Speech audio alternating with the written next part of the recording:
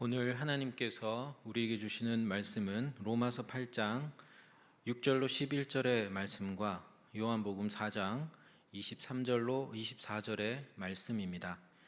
먼저 로마서 8장 6절로 11절을 함께 교독하도록 하겠습니다. 제가 로마서 8장 6절을 먼저 봉독하겠습니다. 육신의 생각은 사망이요 영의 생각은 생명과 평안이니라. 육신의 생각은 하나님과 원수가 되나니 이는 하나님의 법에 굴복하지 아니할 뿐 아니라 할 수도 없음이라. 육신에 있는 자들은 하나님을 기쁘시게 할 수 없느니라. 만일 너희 속에 하나님의 영이 거하시면 너희가 육신에 있지 아니하고 영에 있나니 누구든지 그리스도의 영이 없으면 그리스도의 사람이 아니라. 또 그리스도께서 너희 안에 계시면 몸은 죄로 말미암아 죽은 것이나 영은 의로 말미암아 살아있는 것이니라. 예수를 죽은 자 가운데서 살리신 이의 영이 너희 안에 거하시면 그리스도 예수를 죽은 자 가운데서 살리신 이가 너희 안에 거하시는 그의 영으로 말미암아 너희 죽을 몸도 살리시리라. 아멘. 요한복음 4장 23절 제가 읽고 24절 함께 읽겠습니다. 요한복음 4장 23절과 24절입니다. 아버지께 참되게 예배하는 자들은 영과 진리로 예배할 때가 오나니 곧 이때라. 아버지께서는 자기에게 이렇게 예배하는 자들을 찾으시느니라. 하나님은 영이시니 예배하는 자가 영과 진리로 예배할지니라. 아멘. 네, 우리 옆에 있는 분들과 인사하겠습니다. 반갑습니다. 잘 오셨습니다.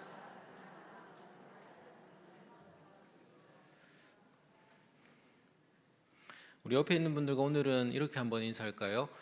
영의 힘으로 삽시다. 이렇게 한번 인사하겠습니다.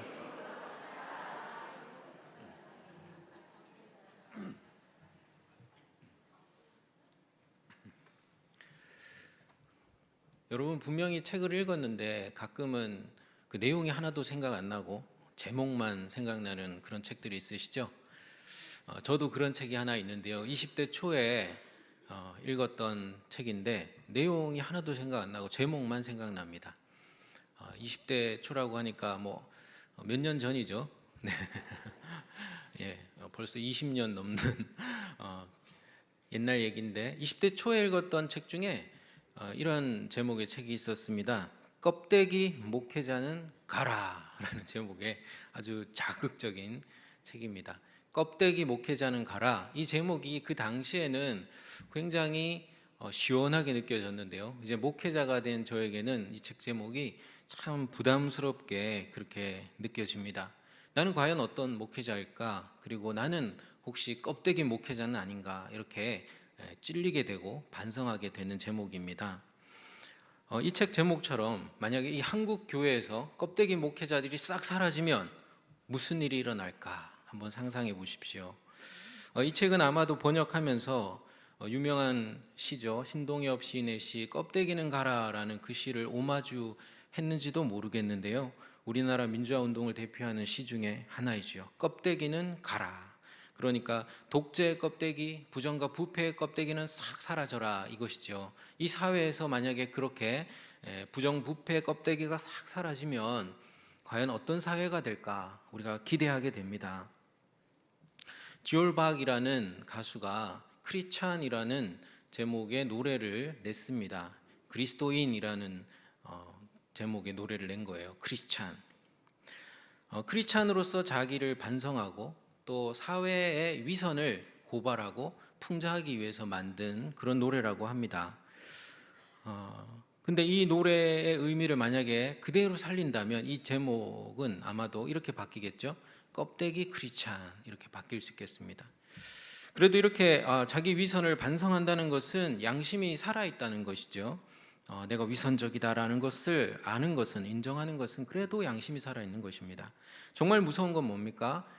내가 위선적이다라는 것을 모르거나 아니면 모른 척하는 것입니다. 아마도 이 위선의 끝판왕은 한국교회의 이단 교주들이 아닐까 생각되는데요. 요즘 이 이단들의 교주들의 비리를 고발한 다큐인 나는 신이다라는 이 다큐가 굉장히 큰 사회적 반향을 일으키고 있습니다. 우리는 질문하게 됩니다. 어떻게 해야 껍데기 이단교회에 빠지지 않을까? 어떻게 해야 껍데기 교회가 되지 않을까? 어떻게 해야 껍데기 크리스찬이 되지 않을까? 이렇게 질문하게 됩니다. 계속 껍데기 얘기하니까 혹시 돼지 껍데기 좋아하시는 분들은 네, 껍데기가 어때서 속으로 이러시는 건 아닌지 모르겠는데요.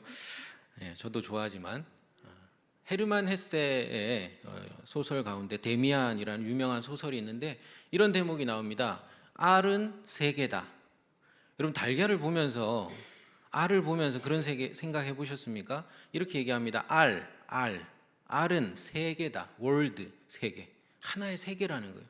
그래서 태어나려는 자는 이 세계, 알이라는 이 세계, 작지만 이 세계를 깨트려야 된다라고 말합니다. 이 만약에 껍질을 깨고 나오지 않으면은 이 새는 이 알 속에서 갇혀서 그렇게 작은 세계 속에 갇혀서 살 수밖에 없다는 것이죠. 껍질을 깨고 나오면 완전히 새로운 세계가 펼쳐지게 되고 날개를 펴고서 날아오르게 되는 것이죠. 껍질을 깨야 됩니다. 껍데기를 벗어야 됩니다. 그래야 새로운 세계를 만납니다. 사도 바울의 서신서들에서는 이 껍데기를 뭐라고 표현했냐면 육신의 비유를 했습니다. 육신, 육체. 진짜 육체를 말하는 게 아니라 육체라는 것을 가지고 이제 이 껍데기 신앙, 껍데기 정신을 얘기하는 것이죠.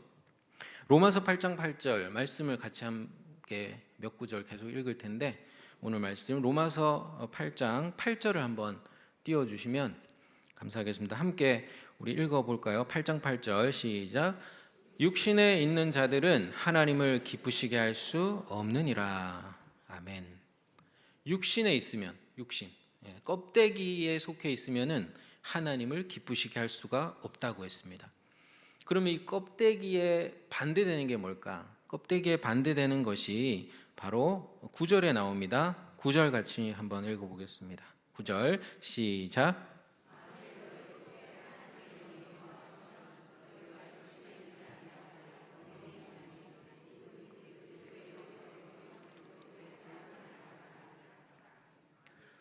껍데기를 벗고자 하는 자는 영을 받아야 됩니다. 껍데기로 살고 싶지 않은 사람들은 이 영에 집중을 해야 됩니다. 이 영이 뭡니까? 방금 읽은 말씀 속에 이 영이 무슨 영이라고요? 하나님의 영, 그리고 또 그리스도의 영이라고 했습니다. 근데 이 영이 어디에 있다고요? 너희 속에 그리스도의 영이 없으면, 하나님의 영이 없으면 너희 속, 우리 속에 그리스도의 영, 하나님의 영이 있습니다. 근데 우리 속에 가장 깊은 곳이 어디일까요? 가장 깊은 곳을 성경은 뭐라고 합니까? 고린도전서 2장 11절에서 사람의 일을 사람의 속에 있는 영 외에 누가 알리요? 사람의 속에 영이 있다는 거예요. 가장 깊은 곳에. 그 영이 바로 진짜 진실을 말한다. 진짜 나라는 것이죠. 이 영의 안에 그리고 이 영의 곁에 누가 계십니까? 하나님의 영이 계신다라는 것입니다. 여러분 기억하십시오. 이것은 정말로 큰 은혜입니다. 여러분 하나님은 영이시잖아요. 영이신 하나님이 하나님의 영을 우리에게 부어주신다? 이게 무엇을 의미하겠습니까? 하나님이 자신을 통째로 주신다라는 것을 의미합니다. 사순절이잖아요. 그리고 다음 주면 고난주간입니다. 우리는 예수님께서 우리를 위해서 목숨을 내어주셨기 때문에 다 주셨다라고 생각을 합니다. 하지만 정말로 엄밀하게 따지면 예수님이 정말로 다 주시는 것은 십자가에서 끝나는 게 아니라 십자가에서 고난을 당하시고 그 이후에 부활하시고 승천하셔가지고 어떻게 하세요? 자신의 영을, 그리스도의 영을 우리에게 부어주실 때 그때 진짜로 우리에게 전부 다 주셨다라고 할 수 있습니다. 여러분 마음을 얻지 못하면 그 사람을 얻은 겁니까? 못 얻은 겁니까? 못 얻은 것이죠. 하지만 마음을 얻으면 어떻게 돼요? 다 얻은 것이죠. 정 주고 마음 주고 사랑도 줬지만 정 주고 마음 주고 사랑 주면 다 준 거잖아요. 그래서 너무 속상해서 이 노래가 만들어졌죠. 무슨 노래인지 다 아시죠? 다 주는 거예요. 마음을 뺏기면 다 뺏기는 거고요. 영을 줘버렸으면 다 준 것입니다. 여러분, 예수님은 자신이 떠나시는 것이 유익하다고 하셨어요. 아니, 예수님이 곁에 있는 게 유익하지 어떻게 떠나는 게 유익합니까? 한 가지 이유밖에 없습니다. 육체로 오신 예수님이 육체가 떠나가셔야 무엇이 옵니까? 자신의 영, 성령이 우리에게 오시는 거예요. 영으로 오고 싶다는 겁니다. 내가 너희 속에 들어가는 게 내가 육체로 너희 곁에 있는 것보다 더 유익하다는 것입니다. 여러분, 이 유익을 누리고 계십니까? 우리 안에 계신 우리 영의 곁에서 함께 하고 계시는 그리스도의 영을 여러분 의식하고 알아차리고 충만히 누리고 계신지요? 요즘 이단 때문에 난립니다. 항상 난리였는데 요즘 이 다큐 때문에 세상 사람들이 참 많이 관심을 갖습니다. 이단에 저도 20대 초에 빠져봤었는데요. 이단에 빠지는 아주 중요한 심리가 있습니다. 도대체 어떤 심리로 빠지느냐? 이게 중요합니다. 나에게는 어떤 심각한 영적인 결핍이 있다라는 생각이에요. 나에게 뭐가 문제가 있다, 영적으로. 이거는 내가 다니고 있는 교회에서 해결을 못 해준다. 저들도 문제가 있고 나도 문제가 있다. 이거는 새로운 교회, 저 사람, 저 교주가 해결해 줄 것 같다. 이런 심리에 의해서 이단에 빠져들게 되는 것입니다. 근데 이것은 착각이죠. 아까 읽은 로마서 8장 9절 후반절을 제가 거꾸로 한번 읽어보겠습니다. 누구든지 그리스도의 영이 있으면 그리스도의 사람이 맞습니까? 아닙니까? 맞죠. 그리스도의 영이 있으면 그리스도의 사람이 맞습니다. 그러니까 심각한 영적인 결핍이 있습니까? 없습니까? 없어요. 그러니까 여러분, 한국 교회에 책임이 있는 것입니다. 왜 그 교인들로 하여금 심각한 영적인 결핍을 느끼게 만들었냐는 거예요. 왜 나는 그리스도의 영을 받았고 그래서 그리스도의 영을 만끽하고 그리스도의 사람으로 그 정체성을 가지고 살아가면 되는데 그런 정체성을 가지고 살게 하지 못했느냐는 겁니다. 왜 새로운 우물을 찾아 떠나게 만들었냐는 거예요. 오른손을 가슴에 얹고 한번 이렇게 기억을 하기 위해서 다짐해 보겠습니다. 내 안에 그리스도의 영이 있다. 그러니 나는 그리스도의 사람이다. 나는 아무 문제가 없다. 여러분, 아무 문제가 없습니다. 내가 뭔가 문제 있는 것 같다 이런 생각에 뭘 계속 기웃거리고 찾아다니게 돼요. 나는 아무 문제가 없어요. 나는 그리스도의 영을 받았고 난 그리스도의 사람입니다. 더 뭐가 필요합니까? 나머지는 다 부수적인 것입니다. 그리스도의 영이라고 했습니다. 그리스도의 영이어야 합니다, 여러분. 요한일서 4장 1절의 말씀에 사랑하는 자들아, 그러면서 이렇게 경고합니다. 영을 다 믿지 말고 오직 영들이 하나님께 속하였나 분별하라. 하나님께 속했냐 안 속했냐 분별하라. 많은 거짓 선지자들이 세상에 나왔음이라. 영을 다 믿으면 안 됩니다. 하나님께 속했나 안 속했나 분별을 해야 됩니다. 그래서 내가 무슨 수로 분별을 합니까? 그런 거는 영분별이라는 것은 목사님들이나 저기 기도원의 원장님들이나 하는 거 아닌가? 내가 무슨 수로? 여러분, 하지만 하나님께 속한 영인지 아닌지는요, 그걸 분별하는 거는요 너무 쉽고 간단하고 분명합니다. 어려운 게 아니에요. 금식기도 해야 되는 게 아닙니다. 바로 이어지는 말씀에 나오거든요. 2절의 말씀, 요한일서 4장 2절. 이로써 너희가 하나님의 영을 알지니 곧 예수 그리스도께서 무엇으로 오신 것을, 육체로 오신 것을 시인하는 영마다 하나님께 속한 것이요. 여러분, 이게 너무 별거 아닌 게 느껴지죠. 한 줄밖에 안 나오니까. 예수님이 육체로 오신 것 인정하면 된다라는 말이, 저도 옛날에는 얼마나 많은 이단의 케이스들이 있는데 요 한 절로 무슨 분별이 되나 이런 생각 한 적이 있습니다. 근데 여러분, 한번 주목해 봅시다. 예수 그리스도께서 육체로 오신 것을 시인하는 것이 여러분 얼마나 중요한지요. 이단들도 예수님 2000년 전에 육신으로 오신 거 인정하는 것 같은데 과연 그럴까요? 그들에게 메시아라는 것은요, 여러 메시아 중에 하나입니다. 2000년 전에 예수님이 오셨지만 그 예수는 여러 메시아 중에 한 분입니다. 하지만 메시아라는 게 뭐냐면, 그리스도라는 것이 무엇이냐면, 그것은 이 세상의 인류의 구원의 최종 구원자라는 고백입니다. 이 세상의 인류의 최종 구원자 그리스도는 2000년 전에 육체로 오셨던 바로 그 사람 예수다라는 것입니다. 그러니까 이단들은 이것을 인정하지 않는 겁니다. 2000년 전에 육체로 오신 예수님이 최종 구원자 그리스도라고 인정하지 않는 겁니다. 왜냐하면 그리스도는 육체가 아니라 영으로 오셨다고 생각하기 때문입니다. 영으로 2000년 전에 예수라는 인물 가운데 오셨고, 지금 이 시대에는 우리 교주님에게 그 메시아 그리스도의 영이 임했다라고 얘기하는 거예요. 그러니까 뭐가 됩니까? 제2의 제3의 그리스도가 계속 출현할 수가 있는 겁니다. 왜냐하면 영으로 오셨으니까. 영은 계속 올 수 있잖아요. 영으로 왔습니까? 육체로 오셨습니까? 육체로 오셨어요. 그리스도는 특정한 한 인물이라는 것입니다. 2000년 전에 오셔서 성경에 기록된 예수 그리스도만이 온 세상의 최종 구원자라는 사실을 여러분 굳게 믿으시기를 바랍니다. 여러분, 그러면 이단에 빠질 필요가 없고 걱정이 없습니다. 그래서 사도 바울의 빌립보서 2장 12절의 말씀처럼 두렵고 떨림으로 이미 받은 구원을 이루어 가기만 하면 되는 것이죠. 한번 따라해 주십시오. 그리스도의 영에 집중하자. 여러분, 어떤 영에 집중하고 계십니까? 뭐 그렇게 막 은사 집회한다고 막 부르고 이러더라고요. 무슨 은사 집회한다, 무슨 은사 집회한다. 은사 받는 거 좋지요. 근데 여러분, 우리가 집중해야 될 영은 그리스도의 영입니다. 그리스도의 영에 집중하시기를 바랍니다.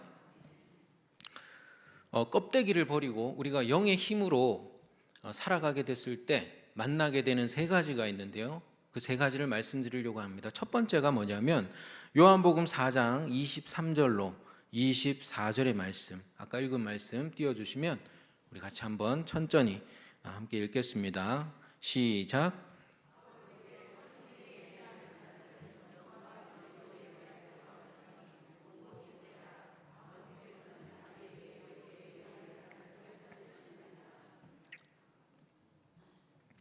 (24절도) 읽겠습니다. 하나님은 영이시니 예배하는 자가 영과 진리로 예배할지니라. 아멘. 하나님은 영이십니다. 영이시기 때문에 영으로만 만날 수 있습니다. 영으로만. 껍데기로는 만날 수가 없습니다. 여러분, 예배는 어디서 드리는 것입니까? 예배는 예배당에서 드리는 것입니까? 예배는요, 언제 어디서나 드릴 수 있습니다. 예수님은 회당에서도 예배하셨지만 들판에서도 예배하셨고요, 심지어 골고다에서도 예배하셨습니다. 사도 바울은 회당에서도 예배했지만은 배에서도 예배했고 심지어 감옥에서도 예배했습니다. 하나님은 영이시기 때문에 언제 어디서나 예배할 수 있습니다. 내가 주의 영을 떠나 어디로 가며 주의 앞에서 어디로 피하리까? 여러분, 주의 영은 세계 만물 모든 곳곳에 다 있습니다. 주의 영은. 그렇기 때문에 우리는 주의 영을 피할 수 없습니다. 피할 필요도 없고요. 그렇기 때문에 언제 어디서나 하나님께 예배할 수가 있습니다. 여러분, 어떤 형편 처지 가운데 계십니까? 도저히 예배할 수 없는 처지에 계십니까? 그런 처지라는 것은 없습니다. 골고다에서도 예배할 수 있고 감옥에서도 예배할 수 있는 게 예배입니다. 왜냐? 하나님은 영이시고 영으로 우리 가운데 언제 어디서나 현존하고 계시기 때문입니다. 교회가 현장 예배를 회복하려고 애를 쓰고 있습니다. 나와서 함께 예배하는 것 너무 좋고 필요합니다. 그런데 그러고 싶은데 그럴 수 없는 여건과 처지 가운데 있는 어르신들도 꽤 계십니다. 어디서 예배하든 우리가 기억했으면 좋겠습니다.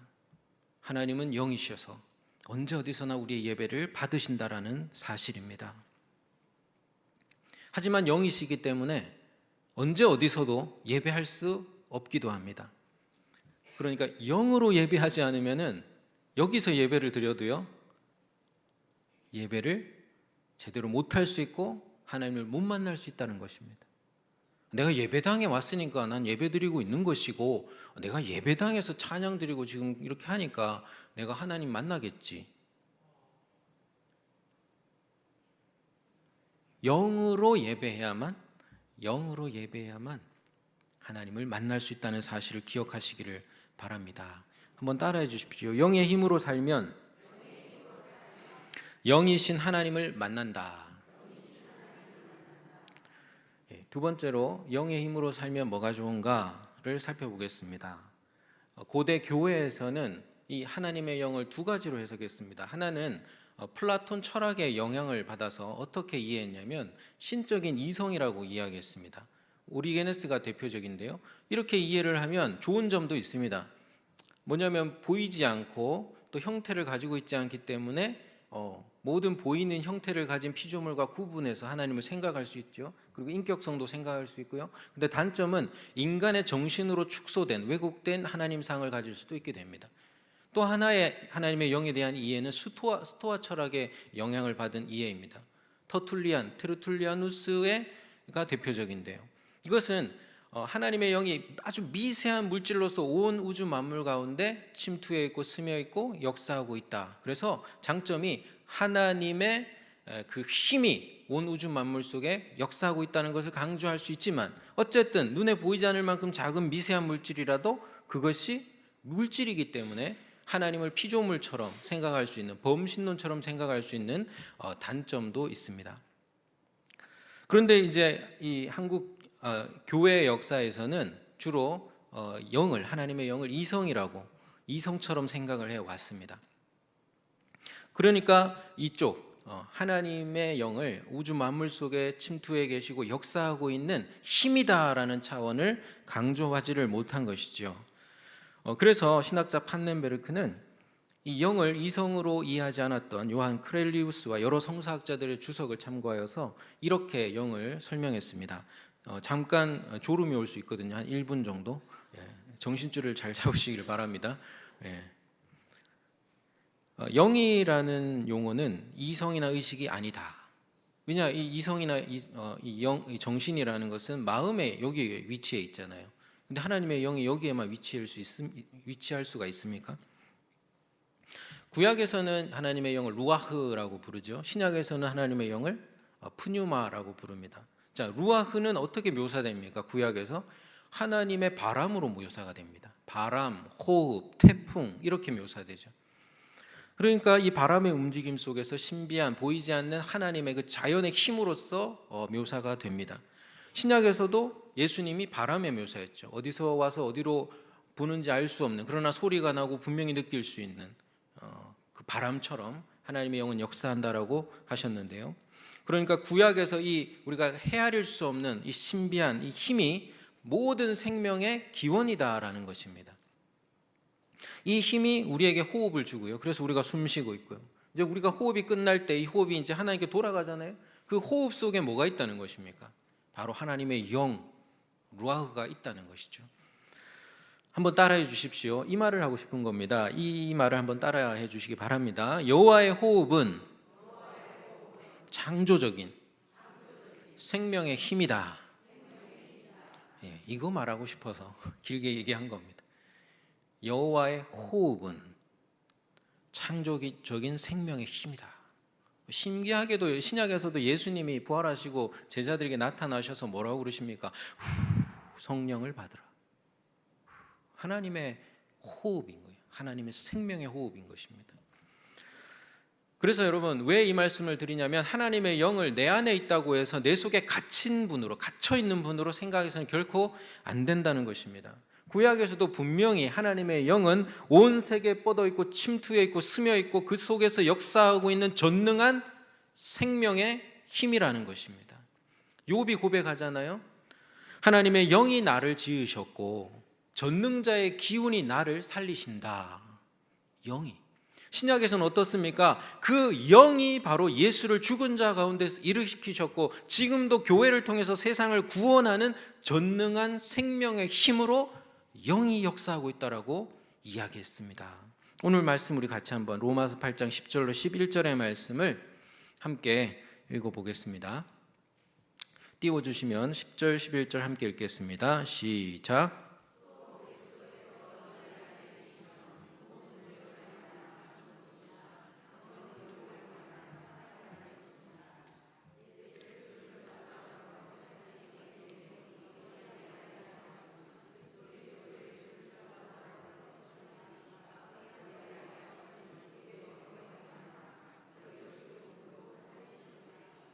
아멘.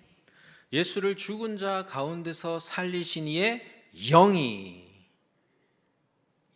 그리고 너희 안에 거하시는 그의 영이 우리를 마지막 날에 다시 살린다는 것입니다. 영의 활동 무대가 우리의 내면 세계로 좁혀지고 제한되어서는 안 됩니다. 하나님의 영은 온 세계 가운데 역사하고 있습니다. 그래서 여러분, 우리는 신문을 펼치고 이 세계 역사 가운데 하나님의 뜻을 이루시도록 기도해야 됩니다. 그러면 창조적인 생명의 영이 불신자 가운데서 침투해가지고 역사하시는 것입니다. 그렇게 세계 역사를 이끌어 가시는 거죠. 우리가 이사야서 읽고 있잖아요. 읽으면서 충격받는 게 뭡니까? 페르시아의 왕 고레스의 마음을 감동하셔가지고 하나님의 그 오랜 수건의 구원의 사역을 이루시는 걸 보잖아요. 하나님이 어떤 일을 이루실지 우리는 알 수 없습니다. 교회 안에 갇혀있지 않습니다. 내 안에 갇혀있지 않습니다. 역사 속에 세계 만물 가운데 하나님의 영이 역사하고 있다는 사실 기억하시면서 그 힘을 경험하며 살아가는 저와 여러분 되기를 소망합니다. 한번 따라해 주십시오. 영의 힘으로 살면 생명의 힘을 만난다. 믿으십니까? 아멘. 마지막으로요, 영의 힘으로 살면 뭐가 좋은가? 로마서 8장 6절로 7절 같이 마지막으로 읽도록 하겠습니다.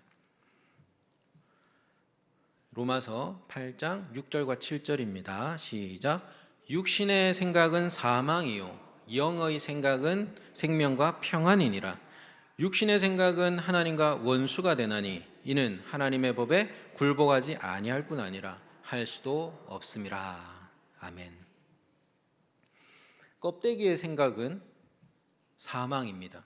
하나님과 원수가 되고요, 하나님의 법에 순종하지도 못하고 또 순종하지 않습니다. 그런데 반대로 껍데기 말고 영의 생각은 뭐라고 했습니까? 생명과 평안이라고 했습니다. 여러분, 여러분의 자녀들이 다음 세대가 생명으로 가득하고 평안하기를 원하십니까? 영의 생각입니다. 여러분, 이 교회와 사회와 이 민족과 열방 가운데 생명이 가득해지고 평안이 가득해지기를 소원하십니까? 예, 영의 생각입니다. 자, 그런데 이 생각은 어떻습니까? 이웃나라 일본에서 후쿠시마 원전 오염수를 바다에 방류하겠다고 합니다. 서울대 핵공학과 명예교수님이 경고합니다. 가장 큰 문제는 물도 아니고 바닷물도 아니고 생물도 아니다. 그럼 뭐냐? 소금이다. 소금이 오염되는 것이다. 이게 가장 큰 문제다. 물고기는 안 먹을 수 있는데 이런 소금 안 먹고 사실 수 있습니까? 그리고 뭐 암 걸리고 이런 것도 피폭의 양이 많아야만 아니라 피폭의 양이 아무리 적어도 노약자와 어린아이들은 얼마든지 피폭으로 인한 부작용을 겪을 수 있다라고 이야기합니다. 일본에서는 안전하다고 하던데 그러면 왜 자기 나라 강바닥에다 버리지 않고 세계가 같이 쓰고 있는 바다에다 버리려고 합니까? 자기 안전하면 자기 강바닥에 버리면 아무도 뭐라고 안 하잖아요. 그리고 그것을 왜 오염수라고 부릅니까? 오염됐으니까 오염수라고 부르지요. 왜 거짓말합니까? 여러분, 왜 이걸 바다에다 버리려고 합니까? 돈이 너무 많이 들거든요. 지금도 하루에 150톤씩 오염수가 발생되고 있는데 그것을 처리할 수가 없으니까, 돈이 너무 많이 드니까 바다에 버리겠다는 것입니다. 이것은 어떤 생각입니까? 영의 생각입니까? 아니면 껍데기의 생각입니까? 껍데기의 생각이죠. 사망에 이르는 생각입니다. 생명을 해치고 평안을 깨트리는 껍데기의 생각입니다. 여러분, 우리는 이것을 분별해 나가야 됩니다. 이 세상을 바라보면서 살아가면서 이게 영의 생각인지 생명과 평안을 위한 것인지 아니면 이것이 사망에 이르게 하는 것인지를 분별하면서 우리 영의 생각을 쫓아 살아야 됩니다. 생명과 평안을 위해서 헌신하는 것, 여러분, 그것은 무엇입니까? 내가 내 아이와 내 가족의 평안과 그리고 생명을 위하여서 헌신하는 것, 이걸 뭐라고 합니까? 우리가 사랑이라고 하죠. 그러니까 영의 생각은 사랑인 것입니다. 이 영이라는 것과 사랑이라는 게 따로 노는 게 아니라 똑같은 거라는 거예요. 한 분 하나님의 똑같은 본질을 말하고 있다라고 신학자는 이야기합니다. 판넨베르크가 이렇게 표현합니다. 영의 소리는 만물을 채우고 영의 힘은 만물에게 생명을 선사한다. 영은 타자가, 다른 존재, 타자가 존재하게 하는 사랑의 힘이다. 영은 사랑의 힘이다라는 거예요. 여러분, 누군가가 여러분의 생명과 평안을 구하면서 여러분이 잘 존재하도록 도와줍니까? 그럼 그 사람은 영의 생각 그리고 사랑의 힘을 가지고서 여러분을 섬기고 있는 것입니다. 교회는 그러한 생각을 가지고 헌신하는 자를 통해 세워지고, 이 세상은 어떻게 구원받습니까? 이 영의 생각을 가지고 생명과 평안을 구하면서 세상을 위해 헌신할 때만, 사랑의 힘을 발휘할 때만 이 세상은 존재할 수가 있고, 또 생명을 얻되 풍성히 얻으며 진정한 평안을 누릴 수가 있게 되는 것이죠. 영은 사랑의 힘이다라는 것을 기억하십시오. 그래서 여러분, 사랑이 늘 모자라잖아요. 나는 사랑이 넉넉한데 하시는 분이 어디 있습니까? 저는 매일매일 느낍니다. 매일매일 느껴요. 그 찬양 가사처럼 조금 이따가 부르겠지만, 빈들의 마른 풀같이 시들은 나의 영혼, 주님이 약속한 성령 간절히 기다리네. 여러분, 빈들의 마른 풀같이 시들은 나의 영혼, 사랑이 모자라서 괴로워하는 것을 늘 경험하시잖아요. 여러분, 수요 기도에 나오셨습니다. 12시에 또 중보 기도회가 있습니다. 무엇을 구하십니까? 하나님의 영을 구하시길 바랍니다. 하나님의 영은 생명의 힘입니다. 하나님의 영은 영이신 하나님을 만나게 합니다. 무엇보다도 사랑의 힘을 우리에게 다시 채워주십니다. 여러분, 이 사랑의 힘을 우리가 받아야지만 우리 가정을, 이 교회를, 사회를, 세상을 존재하게, 생명과 평안 가운데 존재하게 할 수가 있습니다. 말씀을 맺겠습니다. 교회에도 사회에도 껍데기가 판을 칩니다. 저도 껍데기일 때가 참 많다고 느낍니다. 우리는 아무도 난 껍데기가 아니야 라고 안심할 수가 없습니다. 나는 절대 껍데기가 아니야 라고 말하는 게 지금 껍데기라는 증거입니다. 우리는 껍데기입니까? 영입니까? 영의 힘으로 살면 영이신 하나님을 만나고요, 영의 힘으로 살면은 생명의 힘을 만나고요, 영의 힘으로 살면은 사랑의 힘을 다시 공급받을 수가 있습니다. 그래서 그리스도께서는 자신의 영을, 그리스도의 영을, 삼위일체 하나님의 영을 우리에게 꼭 선물해 주고 싶었습니다. 그래서 이 땅에 오셔서 그 모진 고난을 당하신 것입니다. 다음 주에 이제 새벽 기도가 있죠. 특별 새벽 기도가 있습니다. 고난 주간, 월요일부터 금요일까지 진행되는데요, 주님의 고난을 우리가 왜 묵상합니까? 주님이 나를 위하여, 나의 생명과 평안을 위하여, 내가 생명과 평안 가운데 존재하게 하기 위하여서 나를 위해서 그 헌신하신 그 헌신이고, 그 헌신의 결과로 내가 그리스도의 영을 받게 되기 때문입니다. 그래서 사순절 다 지나가실 때쯤 우리의 마음에 갈라진 밭 같은 우리의 영혼에 흡족한 주님의 그 사랑과 그 영으로 촉촉히 젖어들게 되시기를 주님의 이름으로 축복합니다. 그러니까 우리 다 영을 믿지 말고요, 모든 영을 믿지 마시고요, 오직 그리스도의 영을 믿으시고 그리스도의 영에 집중하셔서 그리스도의 영을 사모하면서 그리스도의 영으로 충만하기를 함께 기도하기를 원합니다. 그것만이 껍데기로 살지 않는 비결입니다. 제가 구호를 하나 만들었습니다. 우리가 젊어지는 폭포 아시죠?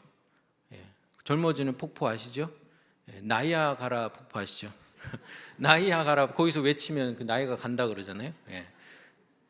그래서 제가 껍데기는 가라, 이렇게, 껍데기는 하면 여러분이 가라 이렇게 외치는 거예요. 그리고 또 하나, 영의 힘으로 하면 여러분이 살자 이렇게 외치는 겁니다. 좀 촌스러워도 한번 해보겠습니다. 제가 먼저 껍데기 연습해 보겠습니다. 껍데기는 하면 여러분은 가라, 영의 힘으로 살자 이렇게 하는 겁니다. 오른손 불끈 쥐고 한번 동학농민운동 정신으로 한번 해보겠습니다. 껍데기는 영의 힘으로, 할렐루야. 기도하겠습니다. 아버지 하나님, 말라 비틀어진 영혼으로 죽어갈 수밖에 없는 우리의 영혼 가운데 찾아오시기 위하여 육신으로 이 땅에 오시고 모진 고난 받으셔서 우리의 모든 죄 사하시고 하나님과 우리 사이의 담벼락 다 허무시고 하나님의 영, 성령이 우리 안에, 우리의 영 곁에, 우리의 영 안에 충만히 거하시도록 십자가 모진 고난을 당하신 주여 감사합니다. 사순절 이제 고난주간 앞두고 있는데 주님의 고난을 묵상하면서 주님 왜 고난 당하셨나? 날 살리기 위하여 나에게 하나님의 영을 나누어 주고 싶어서, 하나님을 통째로 우리에게 선물해 주고 싶어서 십자가 모진 고난 당하신 그 주님 바라보면서 우리 안에 생명의 영이, 그리고 사랑의 영이 촉촉히 충만히 젖어들게 하여 주시옵소서. 그 영으로 충만하여 세상 가운데 생명과 평안을 이루는 하나님의 귀한 은혜의 통로로 다 쓰임받게 하여 주시옵소서. 이 모든 말씀 예수 그리스도의 이름으로 기도합니다. 아멘.